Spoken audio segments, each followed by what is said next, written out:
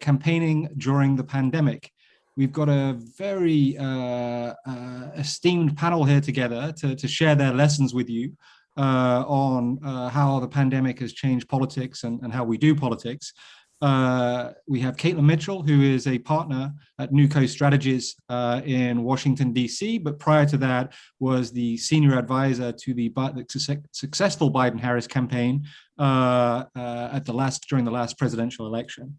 We also have Susan Cowan, who's joining us from Toronto, and Suzanne is the president of the Liberal Party of Canada.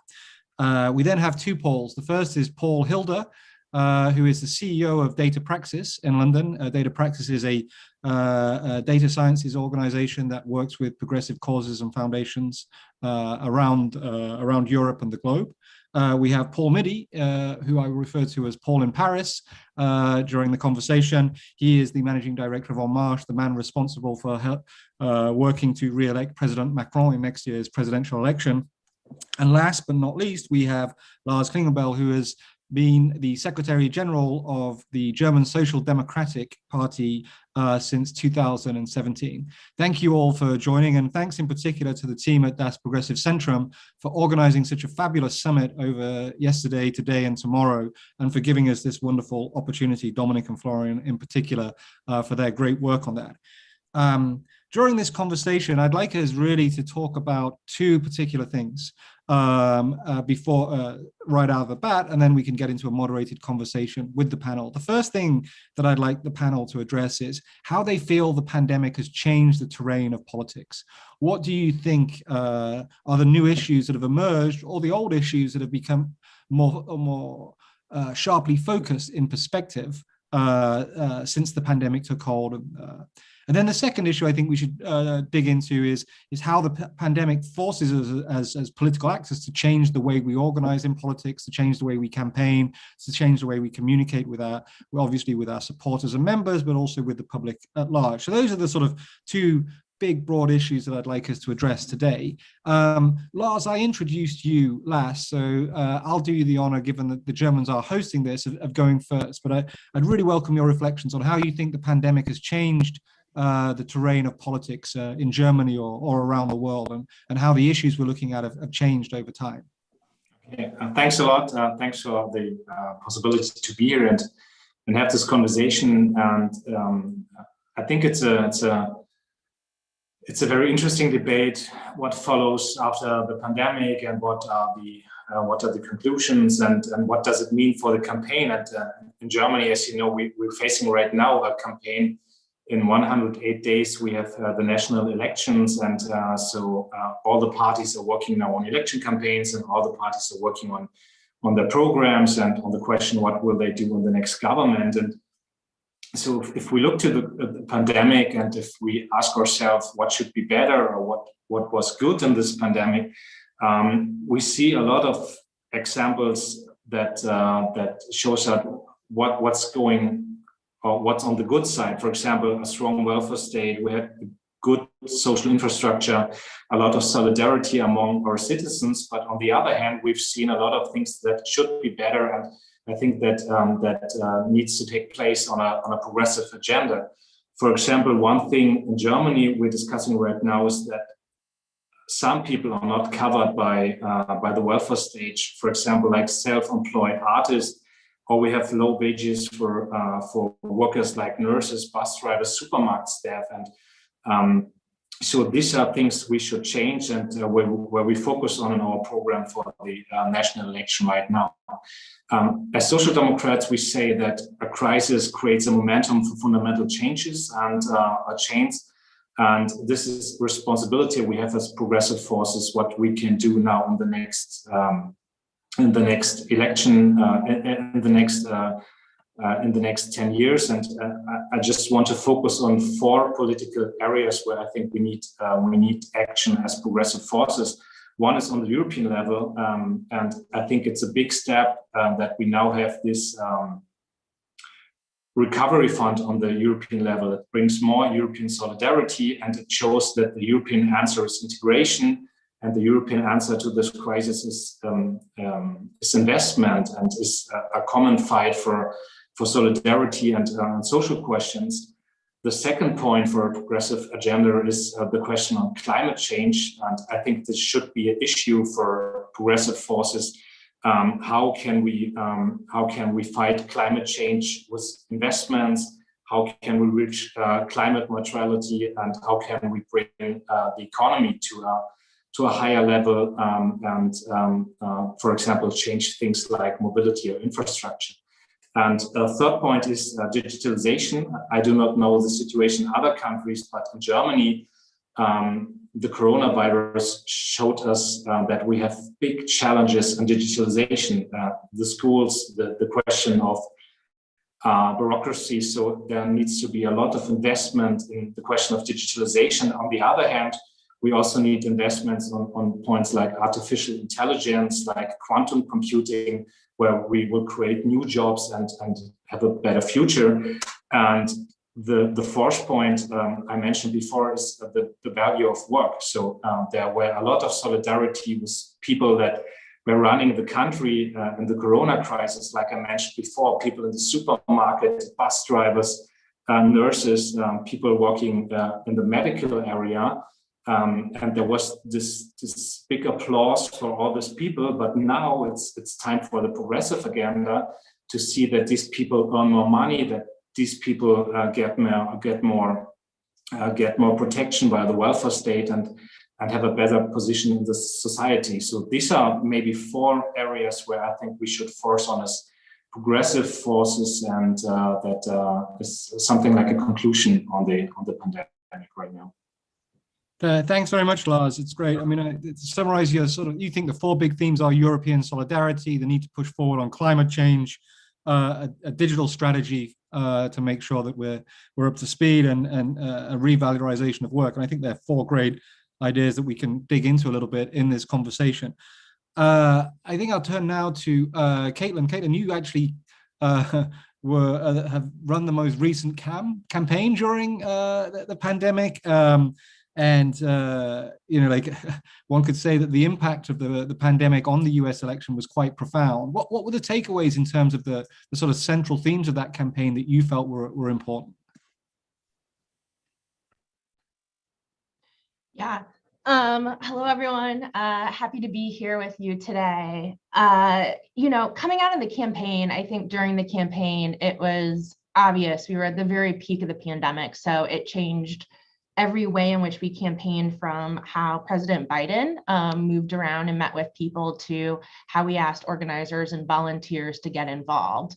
It was definitely our top message, and our tack was to lead by example from everything that he was doing, from what our campaign was doing, that we were putting safety first, that we were putting transparency first, in stark contrast to what Donald Trump was doing at the time.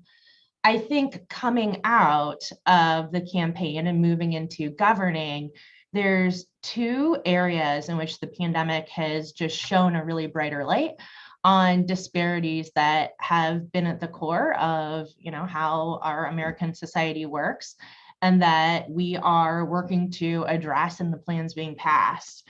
The first is, we've seen huge inequities in terms of who's been affected by COVID in the US.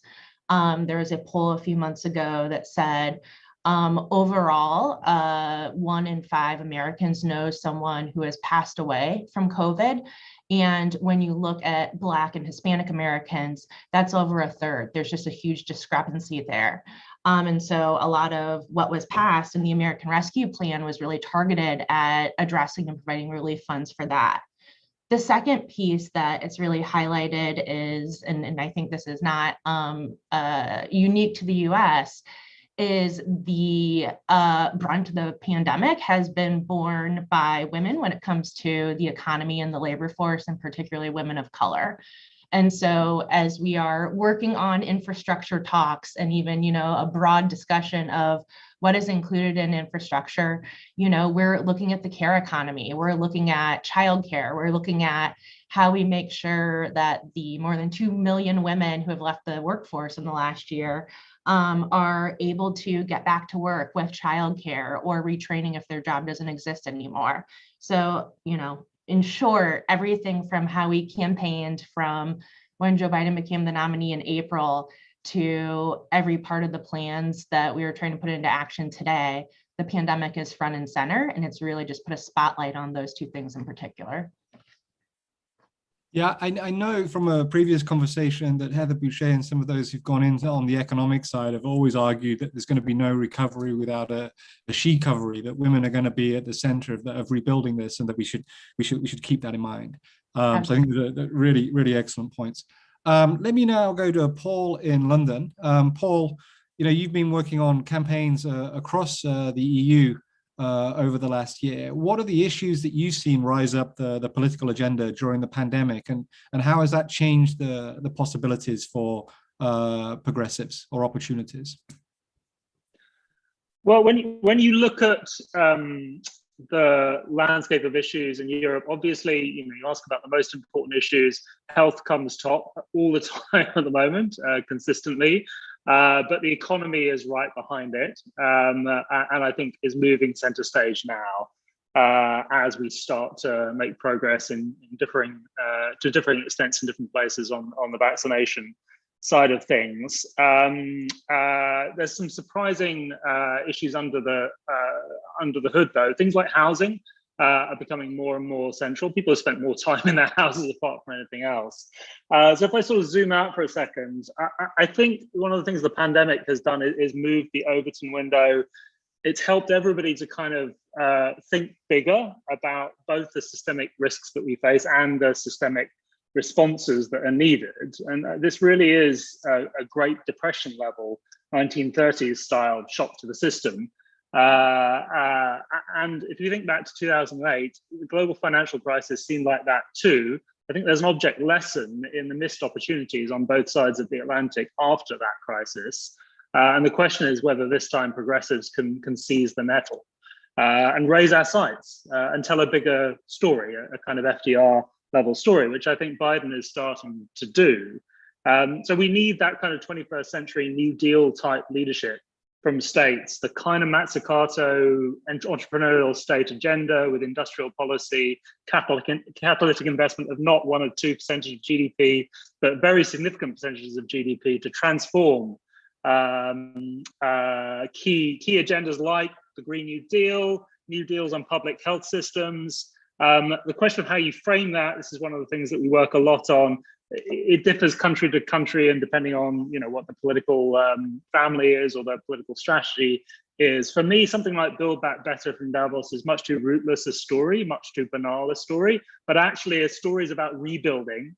Rebuild Britain was one of the strongest messages I've tested in the UK.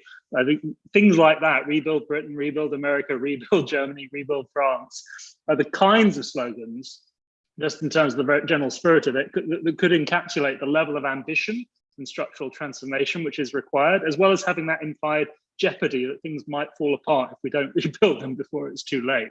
And it's very important, not just on the sort of industrial policy and the economy, but also on the political system and the constitution, that we can't let the brokenness of our decaying political systems to derail that economic rebuilding.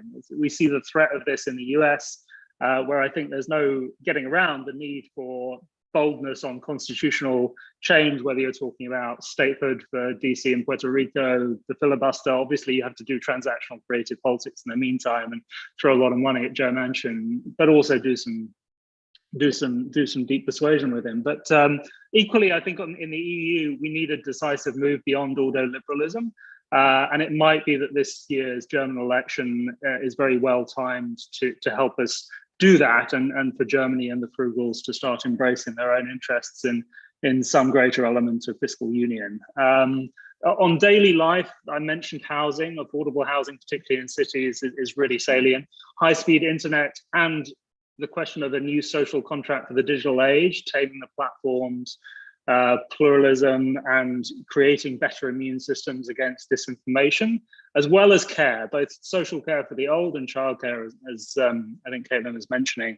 Those are all really important. On inequality, you have to get into wealth and redistribution of wealth as well as income. You have to get into windfall taxes and the injustice of the amount of money that is piling up in some people's pockets right now is just very clear to people. And then I think the need for a different paradigm of education has been brought home. Like, a lot of people not going to their universities over this period, thinking about what is the value of a university, what is the purpose, the shape, the community of the university. Shouldn't we be moving to some sort of more lifelong learning framework? And then finally, I think there's a practical challenge for progressives which cannot be ducked around identity. Manuel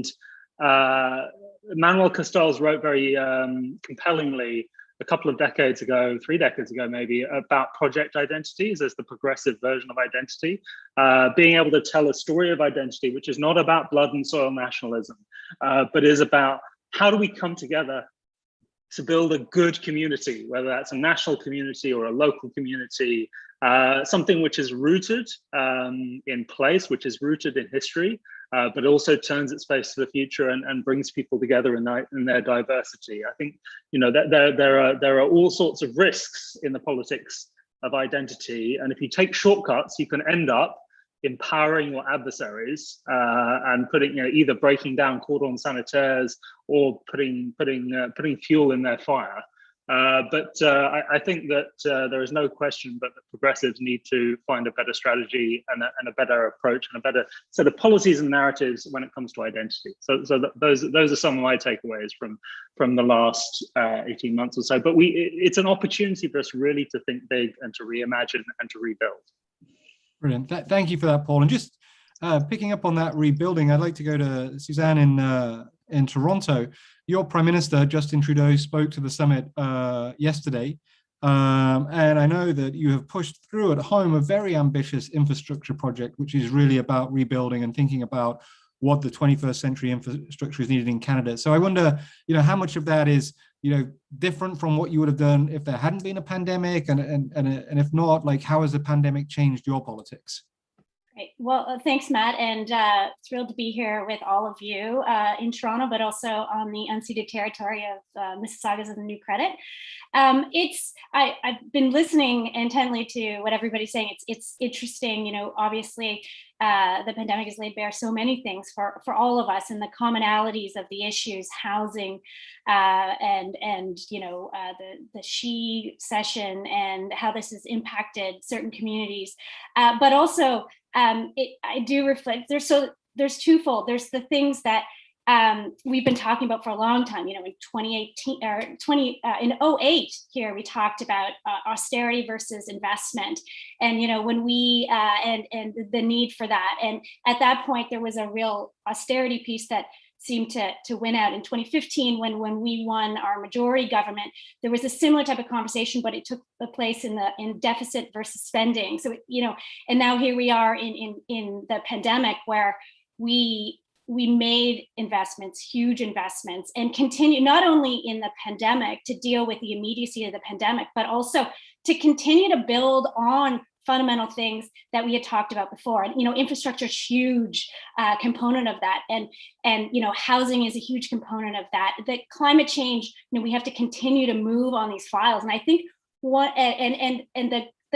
if we can say the positives, and we are still very much in the pandemic. I love that the optimism to talk about, you know, what's next, but we still are very much in this. So, you know, the optimistic part of me is how nimble, at least we were really able to move fairly quickly on all sorts of different programs and adjust them as we went to deal with the immediate issues. But it's a huge, bold agenda. And I know, you know, we recently came out with a budget and we've made big investments in infrastructure, also national childcare, which, you know, it really, we're hoping deals with why so many women disproportionately stayed home from the pandemic when schools were closed, when daycares were closed.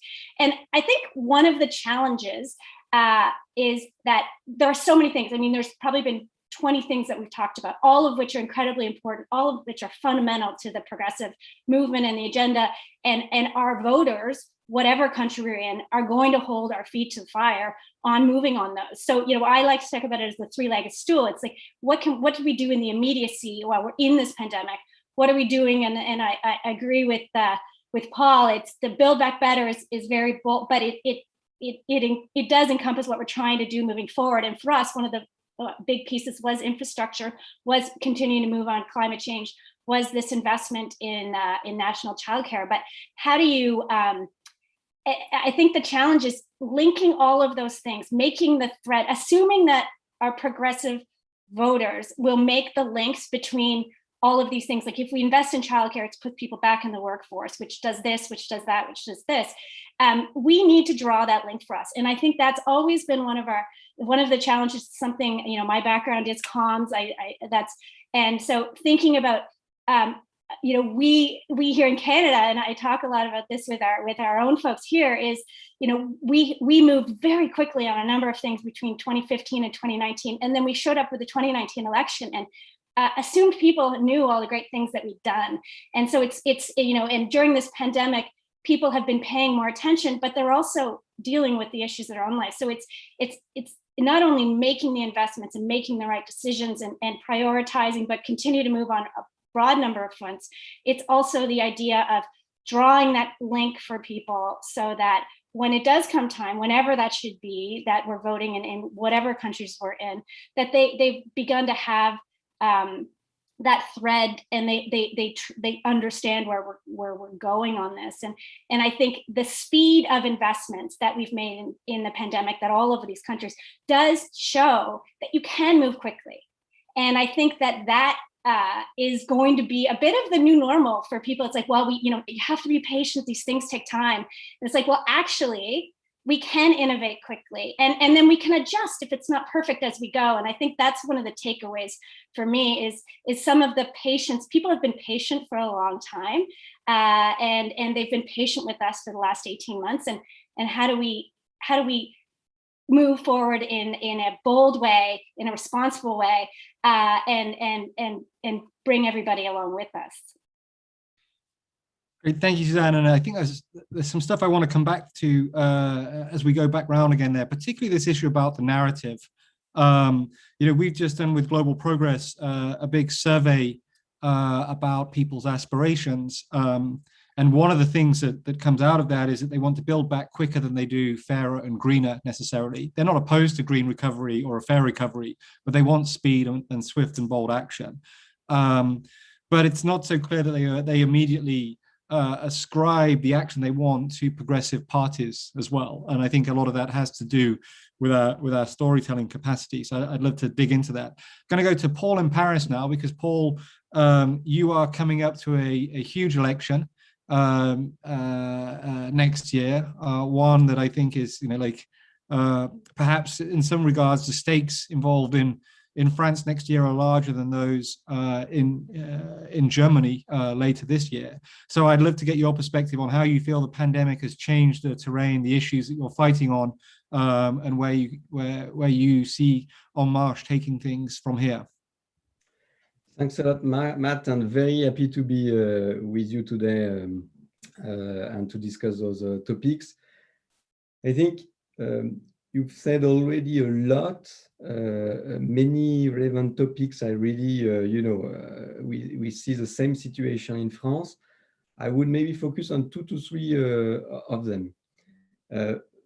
First one, there is a moment, a new normal, as was mentioning Suzanne. I think it's very important, and I would like to deep dive a bit on this one. And there are topics that are now, I think, at the top of the agenda. Freedom and care, and also I would like to come back on this later. But first, there is a moment. We all see that there is a clear momentum for change. The life of people have changed a lot in this past 18 months, very quickly, in a way that nobody had planned, obviously, before. And it showed that things can change very quickly, very big, bigger than what we were discussing before. And I think we are totally in a different world on political terms. Let me give you an example, but I think you all have examples like this. Before the pandemic, we were planning on investing a bit more in our hospitals, and remember the minister getting €1 billion more for our healthcare system was really an achievement that we could celebrate. But now today, it would sound a bit small. We had to do a plan on the healthcare system, investing more than €10 billion, and still people are asking for even more, bigger change. So really, I think we are in a different world. I think it's very exciting because we are here for, we are progressive people here to change the things, to change the life of people. So, and we don't want to wait for 10 years, for 2 years to pass a law or something like this. I think we want to make it happen very quickly. It's obviously a big challenge for us. But that's a good thing that our citizens, the people that will vote for us, are asking for bigger change, quicker change, and in a way they open their horizon, their own horizon, and then they force us to do better, to do bigger. So this is one moment that we should use politically. I don't know how long it will last. Maybe it's a few months, but maybe it's a new normal in a way, as Suzanne was referring to. Then there are topics, I think, that are more at the top of the agenda of people. And I would mention 2 to 3. The 2 main ones, in my opinion, are freedom and care. But for very basic reasons. Freedom, we've just locked down people for 1 year all over the world. I think for my generation, the idea of freedom was just, it was a given. I couldn't imagine or have imagined before that I would be locked down for any other reason that maybe war, but this was something I was not expecting. So the idea of the aspiration of freedom, I think, became a topic, a real political topic, and we are thinking about how we grow the freedom of people, and for example, for the student, or do you help them to be more autonomous, to build their project, to maximize their freedom to live their lives. So it has many implications, of course. This is freedom first. Then care, obviously. Many people died. Many people were physically injured by this terrible virus. Many people, if not all the rest, feared of being injured by the virus. So there is, there is a willingness about the care, but not only the healthcare system. It's also, for example, topic like mental health. In France, mental health was not a political topic. It's, you had never a journalist asking you a question about this. Now it's a topic. It's a very important topic, and we need to definitely work on it. But it's really care in the full system, and we need to really take this into consideration. And I don't think it will last a few months. I think it will last more. It will more be in terms of years. If you see in France, for example, at the end of the Second World War, it's when we really built our social protection system, and it took time, and it's something that really is a gift from this moment. I hope we will build other gifts for the future generation. And maybe I've been too long, Matt, so you tell me, but maybe I would mention one last topic, is better globalization. There is a kind of ambiguity about this topic. In a way, many French people realized, or let me say it like this, before the pandemic, there were many people asking if globalization is a good thing or a bad thing.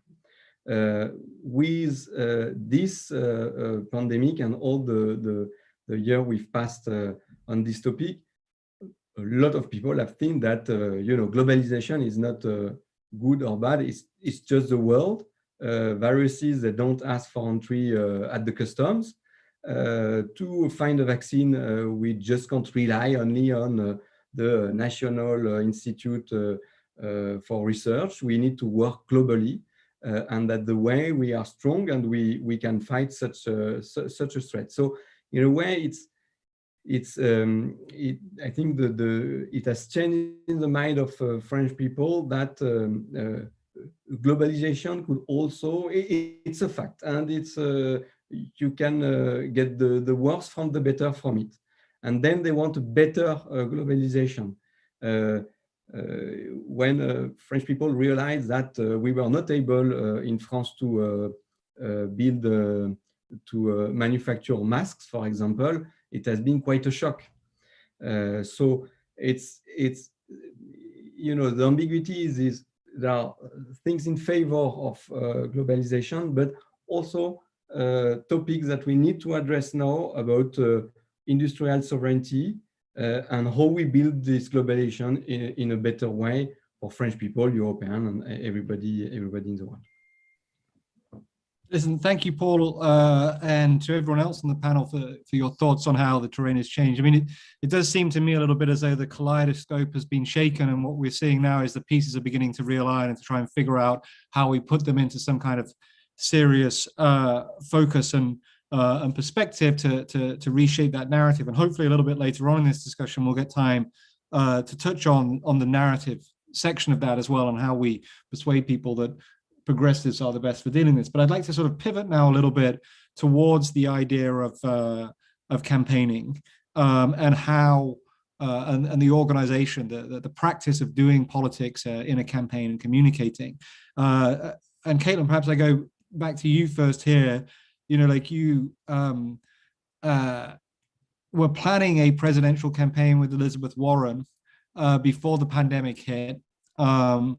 And then in the middle of that, your sort of primaries sped up or finalized quicker than people expected, and you were brought in to scale up what was happening with Joe Biden and his team. But I wonder if you could just talk about how you thought about the plans that you had for running the campaign, how that changed, how you dealt with it, what were the new techniques that you brought in, what were the old ways of doing things that still persisted but were maybe innovated a little, and also perhaps how you dealt with the mental health of people who were sort of campaigning again. We all know that campaigning is an incredibly intense activity that puts great strain on the people who do it, particularly the volunteers and your staff. So how did you deal with that? How did you keep them motivated, keep them happy, keep them sane, and in a good frame of mind? Yeah, those are all very good questions.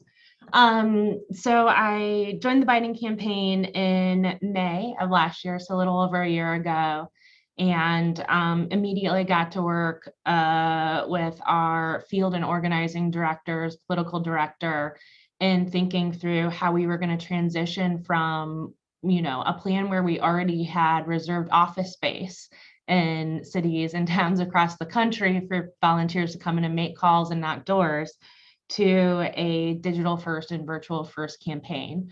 And the biggest lesson I think that we learned there was that we couldn't just take what we were used to doing and come up with what's the technology or tool or solution that's going to allow us to do it virtually. We really had to rethink how we were communicating with people, from the bottom up.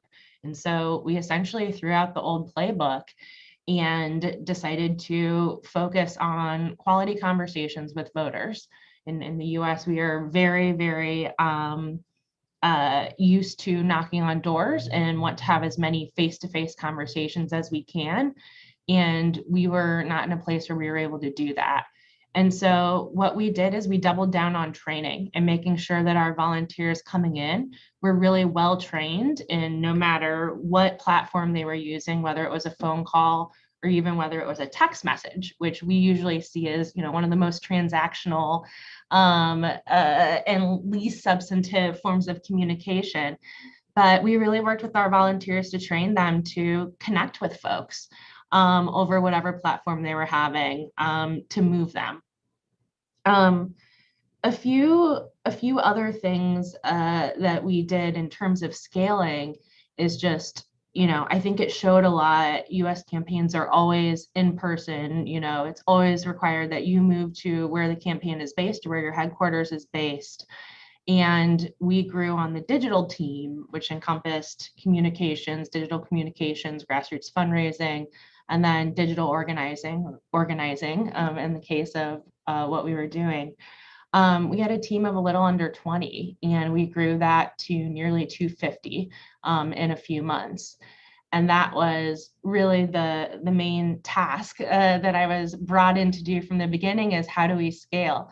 Doing that virtually, I don't know if we would have been able to do it if we were doing it all in person. And there were just huge benefits in terms of who we could recruit from across the country, the diversity of candidates, bringing in people from the private sector who were much more interested in taking a potential leave of absence from their job as opposed to quitting their job and moving across the country. And it obviously made it more difficult in a lot of ways, as we've all learned to work virtually all the time together. But I wouldn't change that for anything in terms of the task at hand and scaling and the period of time that we had to do. Doing it virtually was huge. And I think I'm a big proponent of virtual or hybrid models for campaigns moving forward.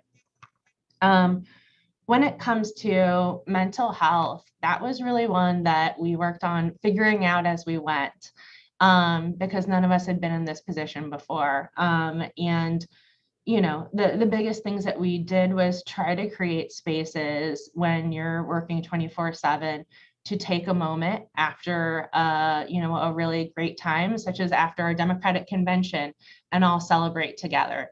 Even if it's going to be a champagne toast and it's going to be 4 different time zones, everyone could bring your water, whatever you wanted. We're going to do a champagne toast and celebrate.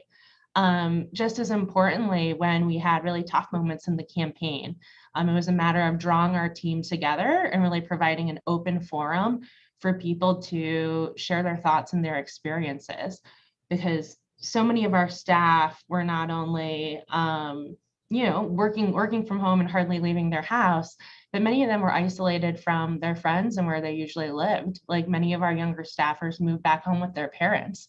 And so providing that space for them where they could connect with colleagues in both good and bad was really important.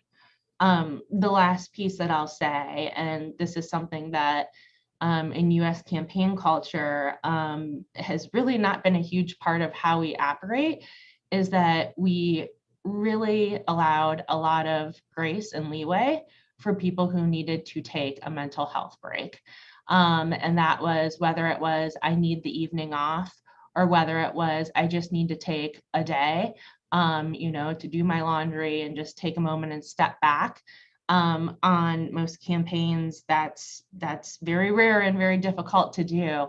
And that was something that, from a leadership standpoint, we worked really hard to communicate that was okay and encouraged, and something that was in fact necessary in terms of all of the various issues and the pandemic that we were facing while working on the campaign. So those are just a few thoughts on the mental health piece, but it was a huge part of how we built that community, and also how we made sure that our community stayed strong and resilient for the work that needed to be done. Yeah, and I think I can say for just about everybody in the free world, we're really glad that campaign did stay strong, resilient, and turned out a resounding victory. So thank you for all you did to make that happen. Paul in London, I'm curious what your take is, how this has changed the polling and research industry. Of course, people staying at home a lot, or then people doing online, doing frontline service work. We tend sometimes to think that everything changed, and it did change, but a lot of people were doing the same job they'd always done, just in much more dangerous environments, while a lot of other people were stuck at home.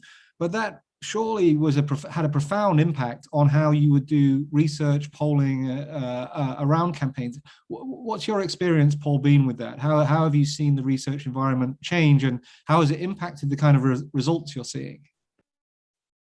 Well, I mean, one of the things which changed least actually was that people would still respond to phone calls and online surveys, and in fact people might respond even more so. But I'm going to come back to this actually at the end of my remarks, because there's a really interesting existential challenge for research and polling, which I think has been spotlit by what's happened over the last year. I actually want to talk, while we work mostly in Europe, a lot of it is client confidential, so I can only touch on it glancingly, but I want to talk a bit more about what came out of the petri dish of the 2020 US elections. A lot of my friends and colleagues and team members worked there intensively, because I think they have broader applicability, more so than in a usual cycle. And I think I was just gathering my thoughts for this panel. And I thought, okay, I see one huge strategic opportunity and learning from 2020, which also has application in Europe and other countries, but it's sandwiched in between two really important challenges and areas where our adversaries have looked stronger through this period. And I want to start with the first challenge, which we need to face squarely, which is there's considerable evidence in the research in the US in 2020 that Trump was winning on the economy. He had a stronger narrative on that, just as he did in 2016 versus Hillary. And it was only when the topic was health that Biden was ahead.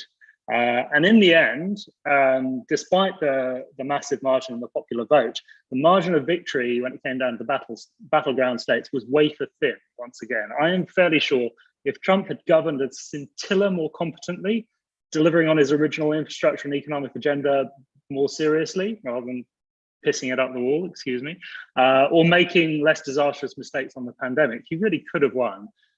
His turnout went up almost as much as Biden's. He expanded his voter coalition to minority communities. And I see exactly the same threat that the right, has better tunes on the economy very often. Currently in our research in the UK and France and Italy and Eastern Europe, there's a real threat on that right now. And I think this is coming up in your own research as well, Matt. So, this question of how do progressives develop and own a better story of economic renewal? I'm going to sandwich the opportunity in the middle of the threats. The opportunity that I saw out of the US in 2020 and also in a lot of European work is the power of networked campaigning. So 2020 in the US was an overwhelmingly networked campaign, both when you think about the micro practices of campaigns. Caitlin was talking a lot about this in terms of internal organization and how to reach voters. One of the leaders in this was the DNC state party in Wisconsin, which is currently chaired by one of my old colleagues, Ben Wickler, who's a fantastic organizer. And they immediately, right at the beginning of the pandemic, they ran a fully digital relational campaign in March, April of last year, driving turnout for mail-in ballots, a new thing in a crucial state Supreme Court race, using the Zooms, relational organizing, FaceTiming with voters, and looking more broadly, there's more and more use of this distributing organizing techniques, Slack, remote staffers, innovative voter contact tool, volunteer organizers, just harnessing human energy just much more effectively. And that was forced by the breakdown of the old model of the industrial style campaign in the US. But a lot of the things that I saw when I embedded with Zach Exley and the Bernie Sanders distributed organizing team in early 2016 have gone mainstream in the meantime. We also saw some tests last year that found this technique of deep canvassing. We have deeper, longer conversations with voters, works really well remotely as well as in person and face-to-face. We've seen similar relational organizing innovations on a smaller scale in other countries. I'm aware of a really fantastic vote tripling campaign in Israel, volunteers approaching people who just voted to ask them to contact other people. Sadiq Khan's successful re-election campaign as mayor of London used these kinds of techniques.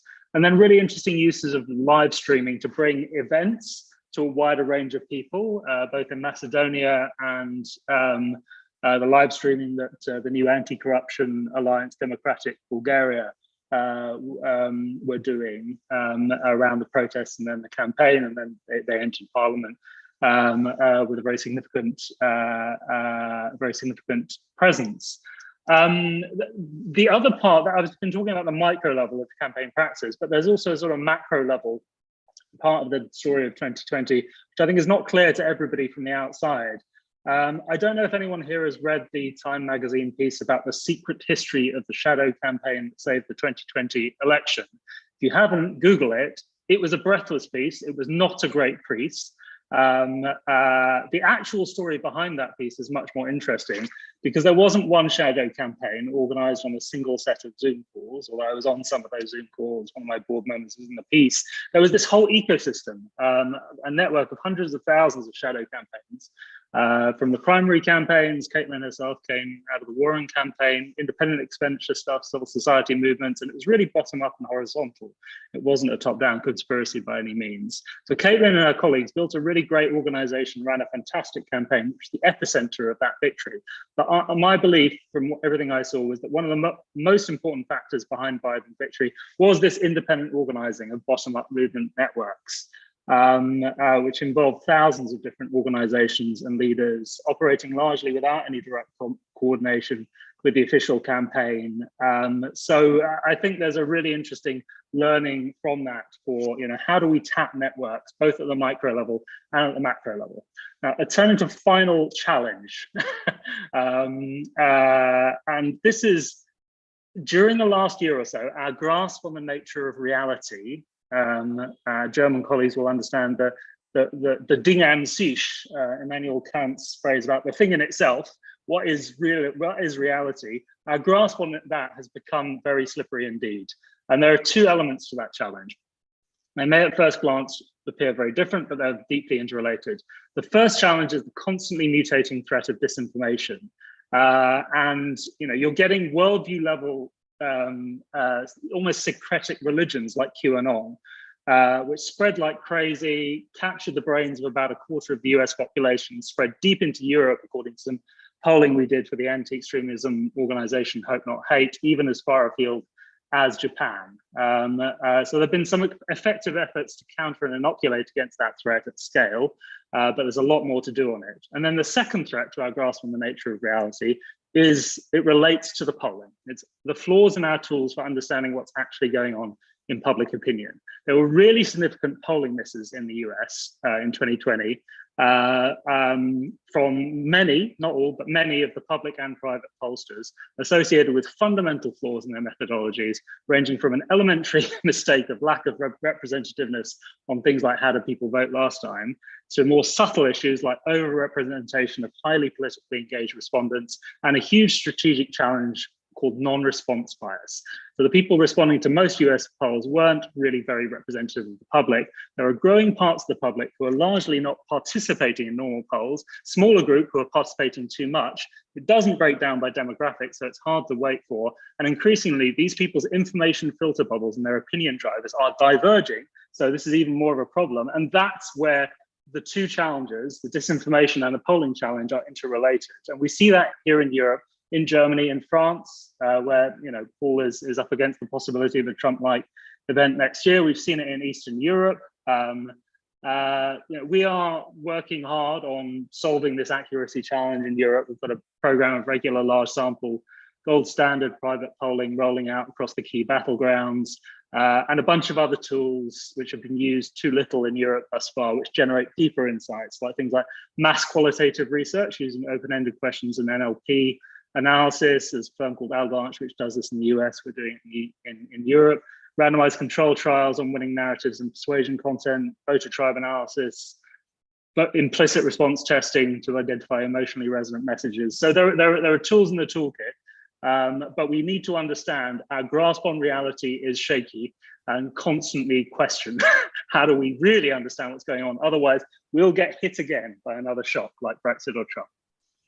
Thanks very much, Paul. And I'm going to go from Paul in London to Paul in Paris, and I'm going to pick up a little bit on this disinformation point that he made. I noticed that yesterday, I believe it was, En Marche released a new charter and policy paper precisely on the issue of disinformation and calling upon parties in France, but ahead of the next election. But globally, I believe that Stanislas and Sandro and Letitia want to move this movement to honor a code of conduct around disinformation and how they can conduct campaigns. So, I mean, I'd love to hear maybe if you can share a little bit more about what that code of conduct is and how you see it hopefully changing the environment of disinformation, but also more generally about how you're thinking about the preparations for next year's presidential election and what that means in terms of what what the campaign will look like, how it will be organized? Yeah, thank you, Matt. I think the way we should process the campaign, I think Caitlin mentioned many things, and I would, in a very short way, do the same and try to do better and trying to get the same results next year. So that would be the thing. But thank you, Matt, for pointing this topic of disinformation, because as the digital campaigning is rising because of the pandemic, but also because of just the rise of a digital world and the social media, it comes with threats. The threats of disinformation, of fake news, the threats of foreign interferences, the threats of deepfakes, easier compromise, etc., etc. And this it's an issue since years now, but it's becoming big and big and big and bigger and bigger and bigger. You all know the topic of the filter bubble, but which is it's an issue in general, but it's a very specific issue when it comes to campaigning and to make our democracy be very lively when people get close on their social media with a small part of the real world getting in the news feed. So yes, we launched a task force on this topic to work on it, and with several propositions, several actions we would like to push in the coming months. You're right. We've launched the idea of a charter between all the French political parties with the objective of being sure that we will work all together to work against disinformation and not be part of disinformation. And make sure that, for example, the charter is not yet written. We have an idea of what we would like to propose to other parties, but we will build this together in a very collaborative way. But we would like, for example, that all the parties engage, that their supporters don't engage themselves in disinformation. We would like to make sure that they all engage into a proper way of using social media, for example. So there are many different topics, and I think that maybe Lars, you could also say a word on it, because we've seen this charter made has been done in Germany, and I think it was very interesting, and it has been an inspiration for us. We want to do this at the French level, but we would like to also, and the head of the party proposed this yesterday, that maybe we organize a global conference between all the progressive parties to work on this topic, because it's not it's a global topic. So we will be able only to fight against disinformation globally, working all together. So I share this invitation with all of you. I'm very happy to discuss this maybe after this panel. But I think at the international level, we need to raise this topic and work on this together. And after, we have obviously proposed several other ideas, very concrete. Maybe I mentioned two of them. The first one would be a platform that on which all citizens can report fake news, and the platform obviously would be run by an autonomous agency, an independent agency, but financed by the state. So we won't rely on private system built by Facebook, Twitter, and all the other social media companies. We will have a public system on this, and we think it's very, very important. We have a system like this, and I assume many countries to report for every citizen can already report when they see any issue on TV programs.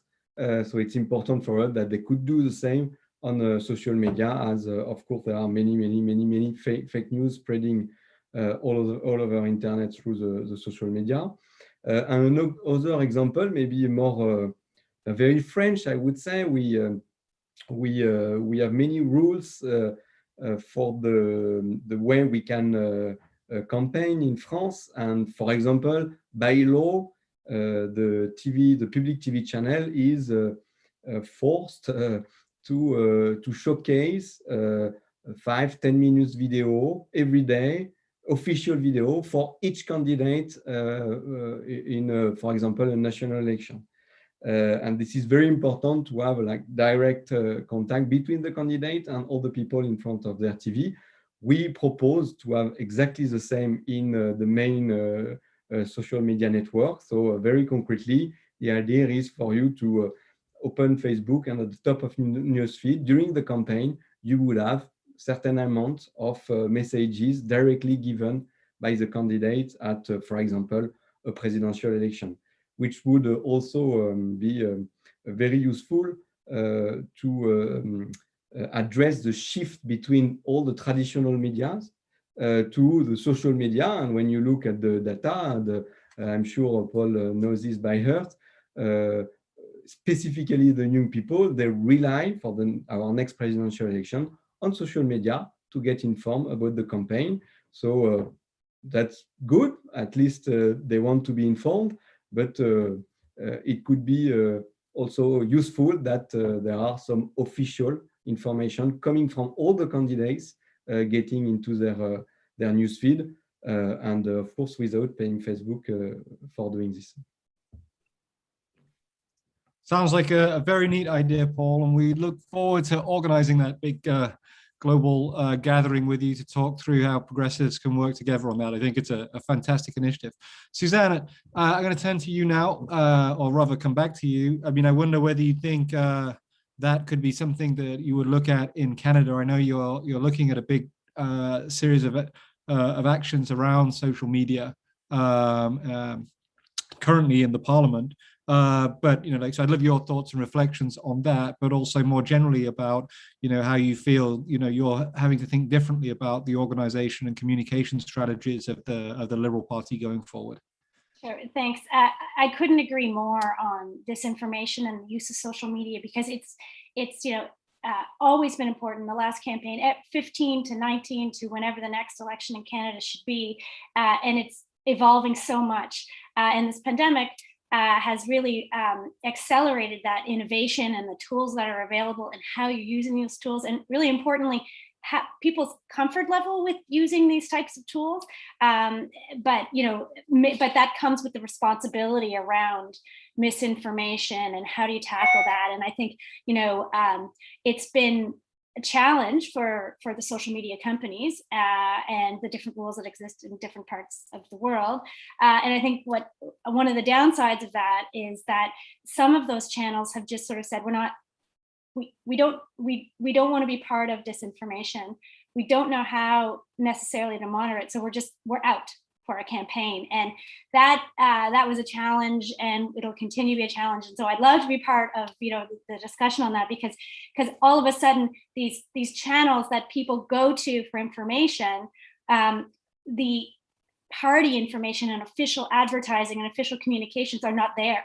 But that doesn't mean that the election's not being talked about on those platforms by others. So it really is a challenge. But I think for us, we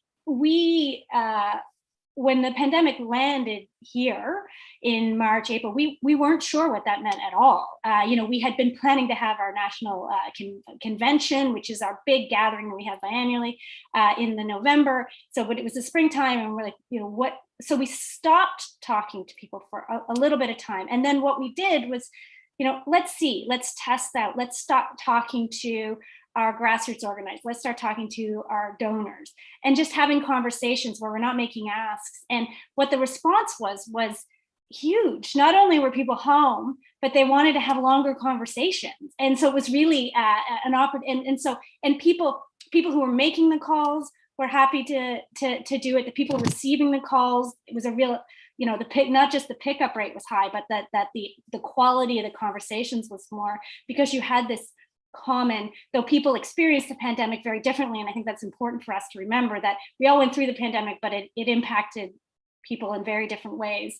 So that was a great tool. And what we're looking at now for whenever that election should be is, how do we take those things that we learned in our 14 virtual weekends of action, where we had calling happening in hundreds of ridings across the country, and meetings and virtual meetings happening. We had a virtual convention that was a real question mark for us as we were planning it. Like, are people going to be fatigued? That happened just this last April. Are people going to be tired of Zooms and screens? Is anyone going to show up? The weather's getting nicer in certain parts of the country. How's that going to work? And what turned out is we had our biggest convention ever. And the thing I like most about it, which I think is telling as we grow out of this pandemic, is over half the people had never been to our conventions before. So this wasn't sort of the diehards. These were people who had watched the Prime Minister and others over the course of the last year and kind of were testing the waters. And that virtual environment allows them to see, but also test the waters on whether they want to get more involved. And so, whether it is new tools we're using like Greenfly and Community, which I know, others are using to get important information and get it early, so that, as we talked about, not only do we need to be communicating, messaging, and what we're doing early, we need to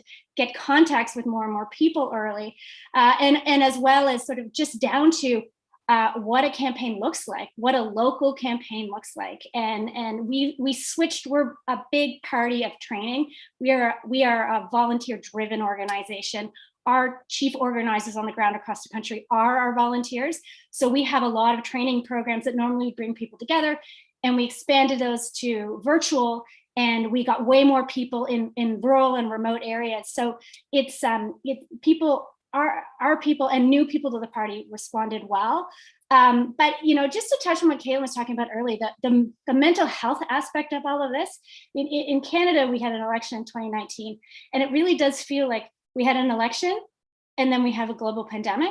And now there is talk, of sometime in the next little while, because we're in a minority government, we could end up in another election again. So for our small staff and our tens of thousands of volunteers who've been super active during the pandemic at home, how do we make sure to keep that momentum going, to build on that? Because you can't just maintain as we all know, during a campaign, you have to build. So what do you do to make people feel heard? And in the context, not only of their burnout from volunteering and making calls, but all the things that have been happening in the community, in the international community, and here at home, that normally you'd gather with your friends and with people to be able to talk about, and that hasn't been able to happen. So, I am excited about the opportunity that the rapid innovation has given us during the pandemic. I'm also conscious that we've asked a lot from people, and how do you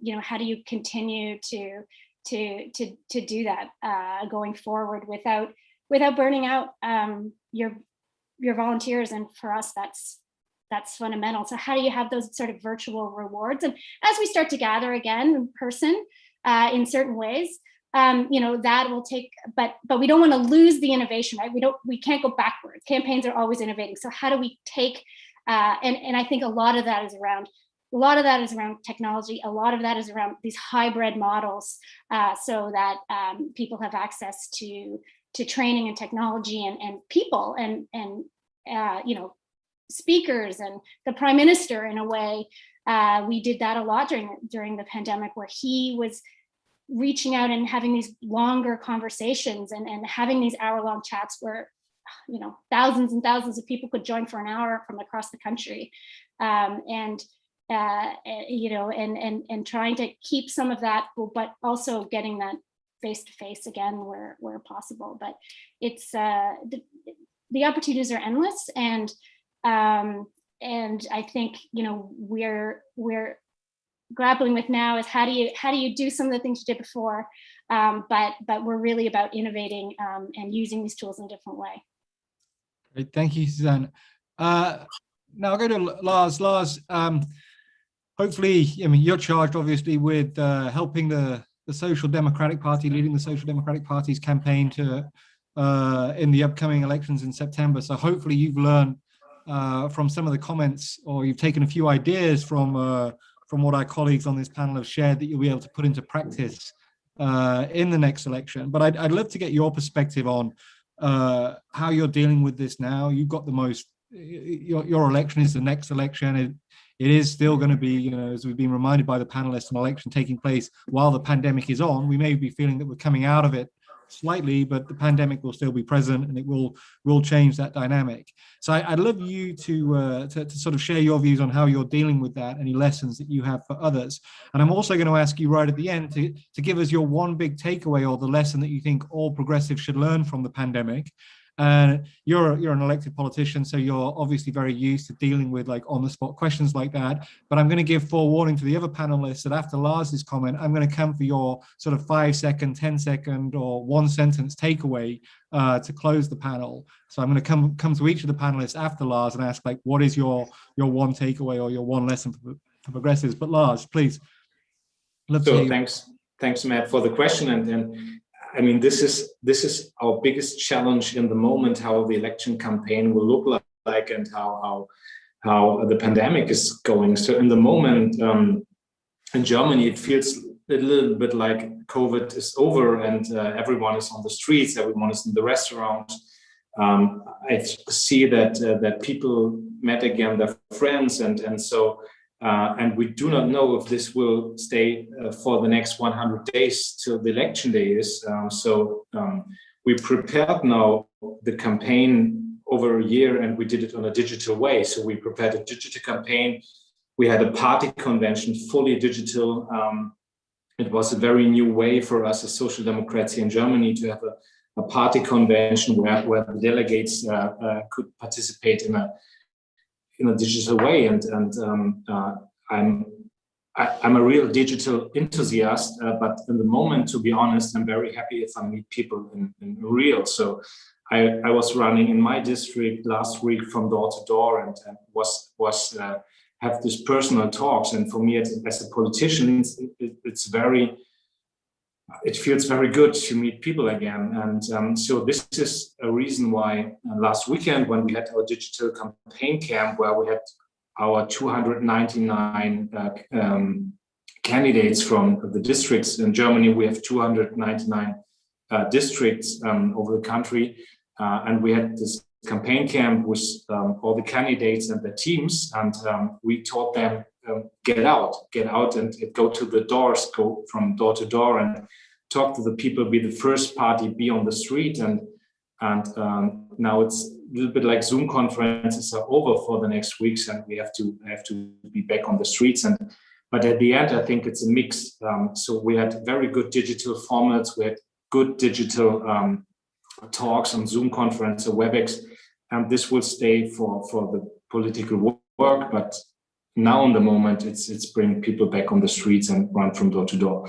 And it's also with our Chancellor candidate, Olaf Scholz, we have a lot of digital talks, but now we bring him back to the whole country, and he's going to drive around and meet people in real and have talks to them.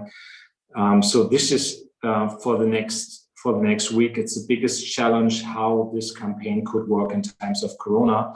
And Matt, if it's possible, I want to respond to some other points that were in the talks before. For example, this agreement on a fair election campaign. We have these talks in Germany also between the parties about fake news and how to deal with this, about data and how to deal with data in the election campaign, about also the question of targeting and how we use data for that.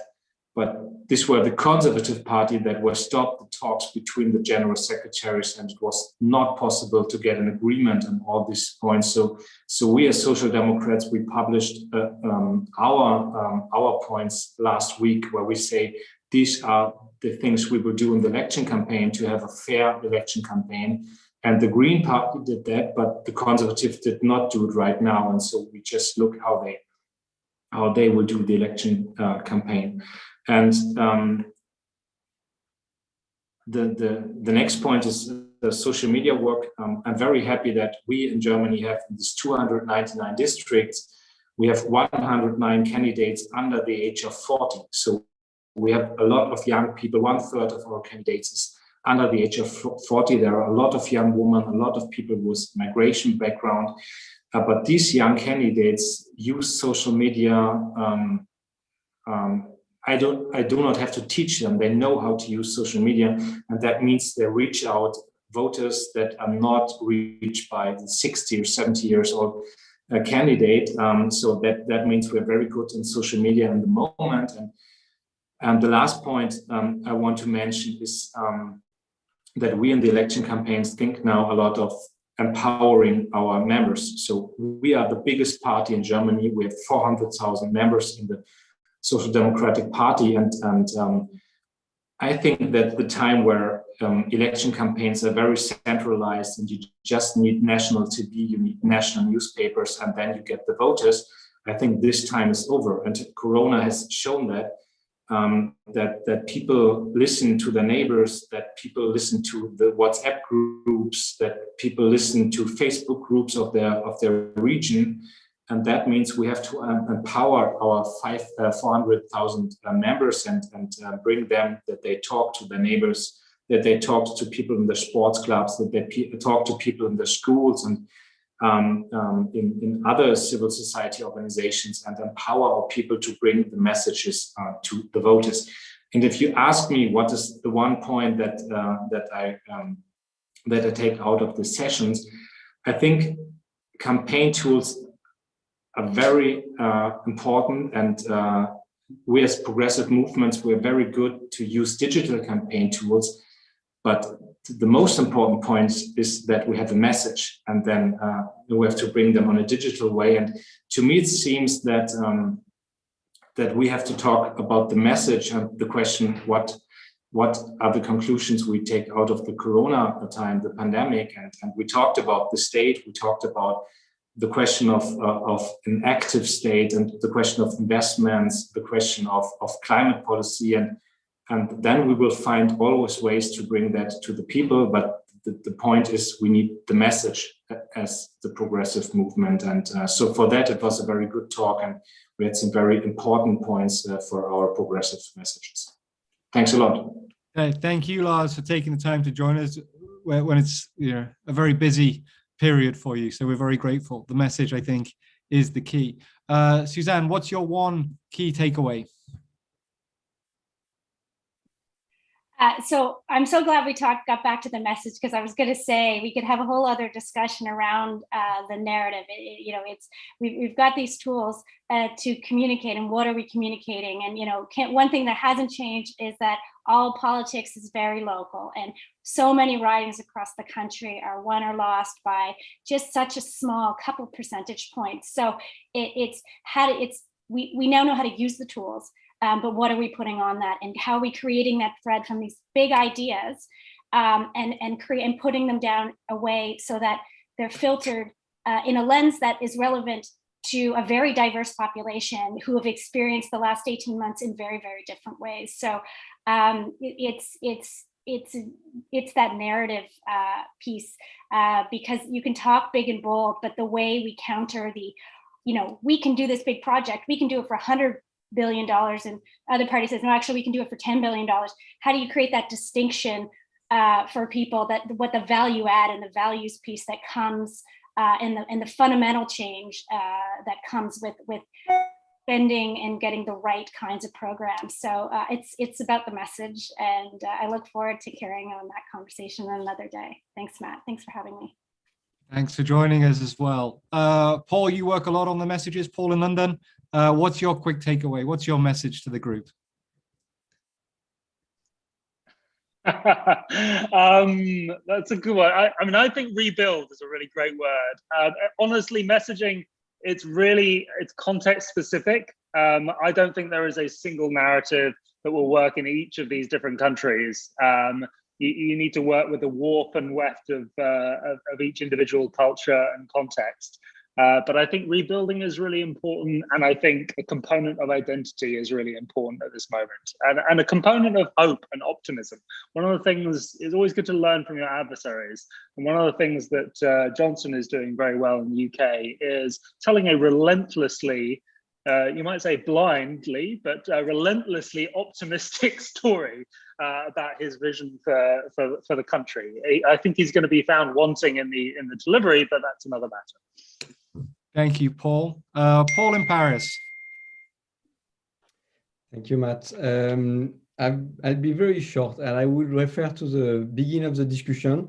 I think we all want to change the world and to make it better, and we want to make it better in a very much quicker way. So let's, how can we keep the pace and the speed we had in the past months for the next years to implement the agenda we all have on our head? That would be at least my main thought. Thank you so much, and thank you again also for taking the time. And I'll end with you, Caitlin. Do you have a message from the winning Biden campaign to progressives around the world? What's your message of hope for us? Yeah, my message of hope would be, I think with the pandemic, we learned that we can either take it as a series of constraints and fret about what we were not able to do, or take it as an opportunity for innovation. And I would encourage other folks thinking about their elections to really lean into trying things differently, experimenting. And it can be very hard, I know this very well, on campaigns to do that when you have tried and true tactics and the margins are close. But we did a number of things completely differently on the campaign. And I do think that is, what helped us win, or what led us to win, particularly in terms of volunteer recruitment and enthusiasm. So that would be my message: is don't be afraid of innovation. These are unprecedented times, so unprecedented tactics and strategies are what's called for to address them. Wonderful. Listen, thank you, Caitlin, and thank you to everyone on the panel for joining us today. I've certainly enjoyed myself on this conversation. I think I've also learned a few things as well, which means that hopefully those who have been watching and participating have done too. And Paul, let us just say that, I think your idea of figuring out how we all work together on misinformation is a great one. And you've got some friends here that are more than happy to help you work on that. Thanks for spearheading that. And thanks to everyone for joining us today. We look forward to taking this work together.